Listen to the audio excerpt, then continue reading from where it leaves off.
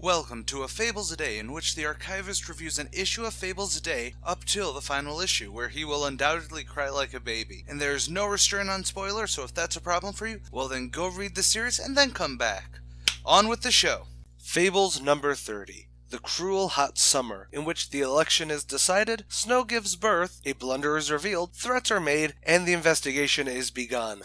Oh wow, that was a hell of an in which. Bigby reaches the hospital in a hurry, having been late since he had to stop and vote, and change and such. In the waiting room, King Cole, Charming, and Boy Blue eagerly await with Bigby, though Charming wants to leave to finish his victory speech. While Snow is giving birth, after the first two babies, she realizes she's having a litter.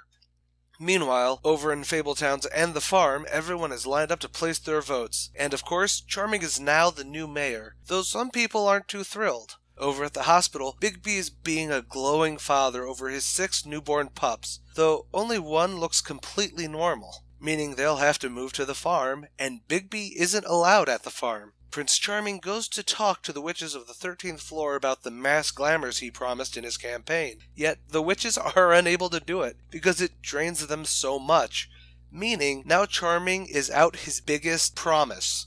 All the while, a reporter, who we did see notice that the fires on Bullfinch Street were connected, is sniffing around. We check in to see that they're still pumping Baba Yaga for information as well. At the hospital, Snow and Bigby and several others are discussing names for the kids before the kids start levitating out of their cribs.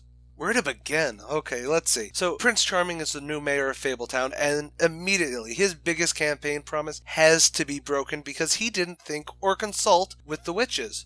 Not to mention, this also means that Beauty and the Beast are now up for Snow and Bigby's jobs.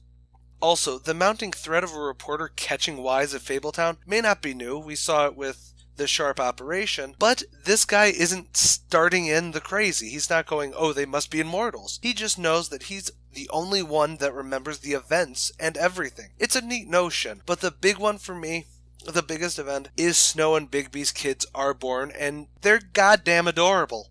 Each one is in a different state of wolf transformation, from completely human to being completely not. This is a big factor in coming stories, as they do need to go to the farm, where Bigby can't go, cutting him out of their lives, whether they want it or not, but more on that later.